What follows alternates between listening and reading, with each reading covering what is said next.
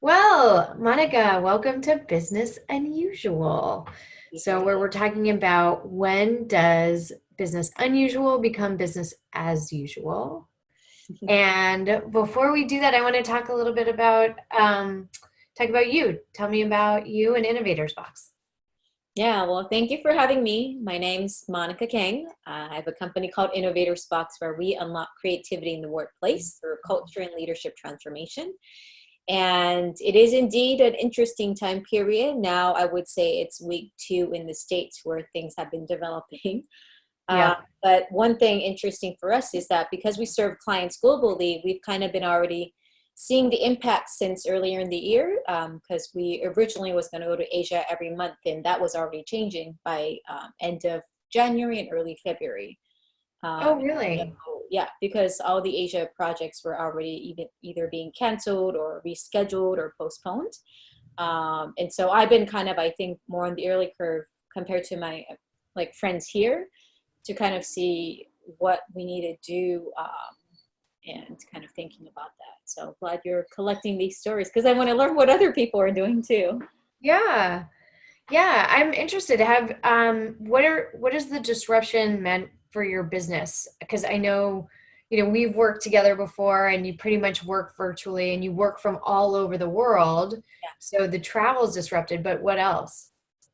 So currently, a large percentage of our work is in person. So in addition to not being able to travel and being in front of clients, so for instance, usually right now, this is March, we were supposed to be traveling somewhere every week. And of course, that's not happening. And that was already being impacted since February, where all of our Asia trips were already being rescheduled, canceled, or like relooking at the scope.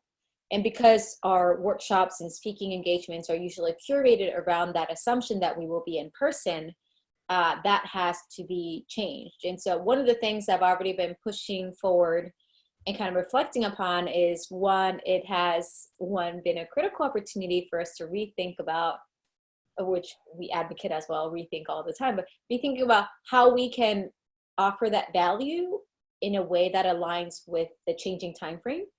Because we know actually, because of all these changes, the need of culture, having a clear leadership, needing to think differently, and having the wisdom to stay nimble and agile is going to be even more crucial, not less crucial.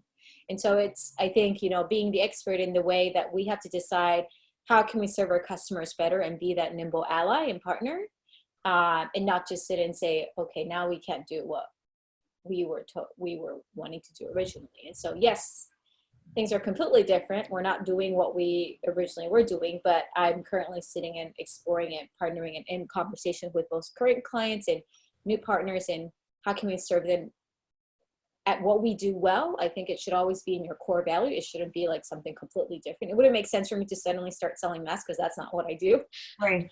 But I can serve maybe the health audience, how they maintain their stress. Like that's something I can do. So I think as long as you're going back to your roots and thinking about how you explore utilizing technology, to support the audiences that you can do best in a way. Yeah. So what does that Yeah, what does that look like for your clients then? If you're not going to be there in person, what does that look like? So one thing is, where we would be targeting a kind of couple of different ways. I think it's still in the early curve. So I would have to see how it actually evolves out, which direction is best for where our clients are. But one area we found, that we're having effective conversations and exploratory is just the assumption that, okay, well, the higher the stakes are, the higher stress key leaders are going to have.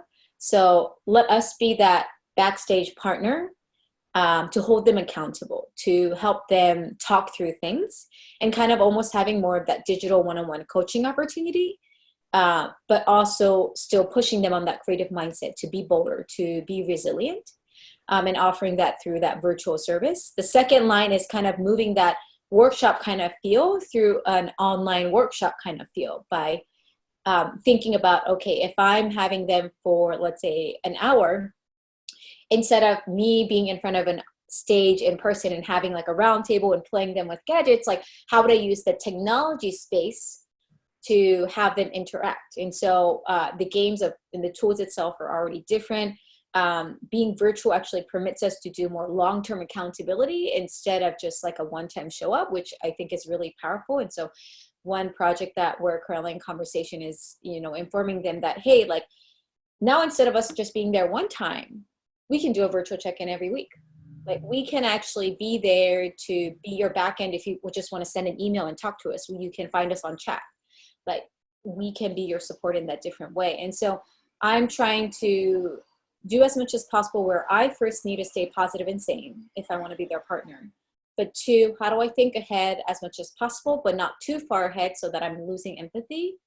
To keep in mind that, it has to be coming from empathy first and then what we can do, because things are changing so fast that we can't just let the structure be the defining thing and how they actually can get help. Does that make sense? Tell me a little bit more about that, about coming from empathy first. Because my big thing, what I've been telling clients now is like love up on your current clients. My focus is business development coaching. So how do you do business development if you can't network and see people? Yeah. And I think the first step is really just empathizing with where people are. But tell me a little bit about what that means for you. Sometimes it means just giving them space, because the reason why also that I can't at this stage, which is, let's say, what's the day? March 20, which is in 2 weeks, to give you a more specific, Liz, I've done ABC. Yeah. I realized that if I really want to be their true partner, I need to give them space, because it is too much chaos in their life right now. And the last thing they want right now is somebody else pitching a business right now. And if I'm really being a true friend and being empathizing, I need to, yes, I want to check in mentally how they're doing. And I've actually sent around like texts and emails in the first 1 or 2 days, because hence I've been seeing things, even though it wasn't as bad in the States. I started sending messages to everyone because I was worried for them. I know they travel a lot. I know a lot of my clients also have global teams. And so I knew some of their employees elsewhere was being impacted. So I started just checking up on everyone without any notes. And then in time being, what I've been focusing on is creating tools. So like the EQ online tool was a document that really inspired me, because I was thinking like, okay, I know including myself, but everyone else is going to spend more time online, and everyone is a bit on an extra edge. Fortunately, some of us have a place to stay home, but some do not, and it's very stressful time. So that document was something that, what, I know it could be crazy. Yes, I could probably charge this document, but I just need to give right now. And so I'm going to spend all my hours in creating something as beautiful as I can in the way I really mean, to empower as many people in a way that I hope it could.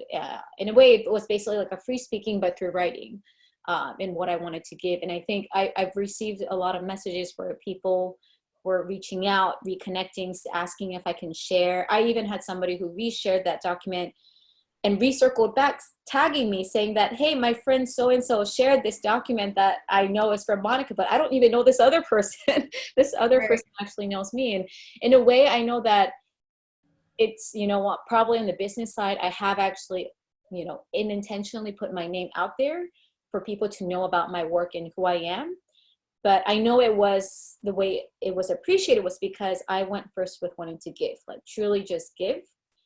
And of course, if somebody wanted to ask me questions on that and wanted to do business, of course, yes, I can help too. But I think I've made the intentional decision that yes, I can strategize, I can give them workshop tools right now, but I need to give them space, and I need to build my expertise in the time being and build as many tools. And so that's why the video projects that I'm also doing was rather an intentional choice. I'm like, okay, they have other things they got to worry about. They have families to worry about. I've already checked on some of my friends. They're okay, but they're going to already get tons of email just saying, how are you? How are you? That's going to be exhausting after a certain point. So I need to empathize on that first and not be just sell. And I think that's where the human piece, I think, has to really come in. I agree 100%. And also the community piece. I mean, Yes. It's nice for us to talk and say, yeah, I know you're okay and I'm okay. But then it's also good to sort of share what we're talking about and spark things with other people. So So I appreciate you doing that. And I appreciated those tools. I also shared those tools with my audience, and people were really appreciative of that. So it's also nice to just have the content. So Yes. thank you. I appreciated the content. Yeah. So what do you think, when we're looking at this, like what are the things that you've changed about your business already that you think are really going to stick? Mm. Uh, I'll start with the areas that hasn't changed. Okay. One thing that I thought a lot about when January kicked in 2020, this was pre-virus, was mastery.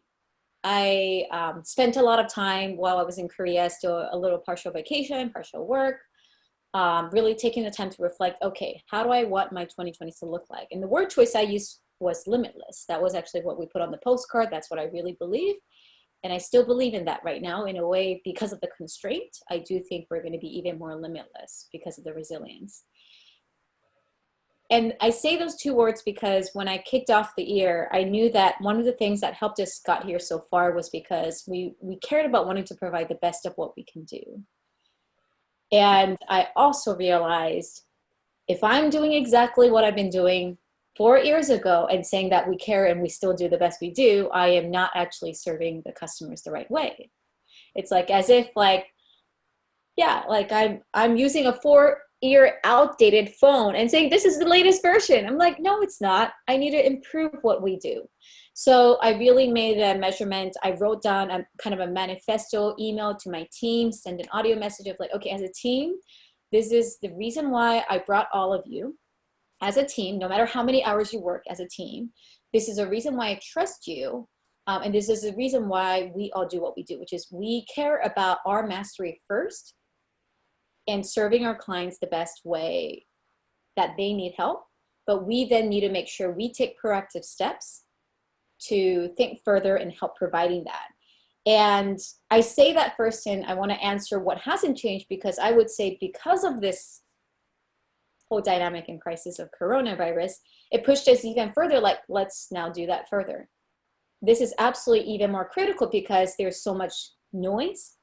We absolutely have to hone our crafts. Like, I don't want us to just become one of the many.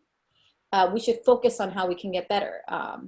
Unfortunately, for the time being, I did ask also my team to put the project some on pause while I get some time to figure out on the bandwidth of the business, so that I can bring them back. But one thing I did highlight is that remember that, why we had this conversation on mastery.